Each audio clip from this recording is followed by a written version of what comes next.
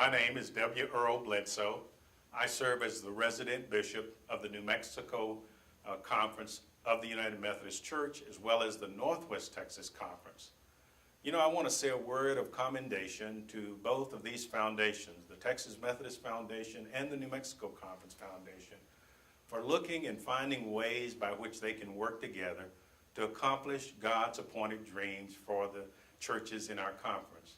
You know, with so much polarization going on within our world as well as within the church, it really is exciting to be able to recognize that here are two institutions who've done due diligence and have looked at opportunities by which they can work together. In the book of Ecclesiastes, there's a scripture that says, "A threefold cord is not easily broken, and that two are better than one." And as a result, these two institutions have joined forces, will become a stronger foundation as a result of their work together rather than separately.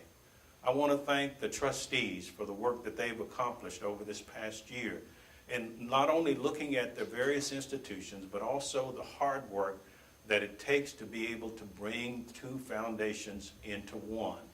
I want to also give a special thanks to President Tom Locke of the Texas Methodist Foundation and President John Rivas of the New Mexico Conference Foundation for their willingness to walk down this path and to work together. You know, the opportunities that are available to our local churches will enable them not only to have increased opportunities for loans, but also in terms of grants that will be made to the various ministries within our conference.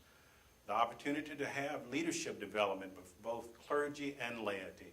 Both foundations have a strong history in this regard. I'm going to ask God's continued blessings upon this foundation for the work that is ahead, because it's very exciting and I support it.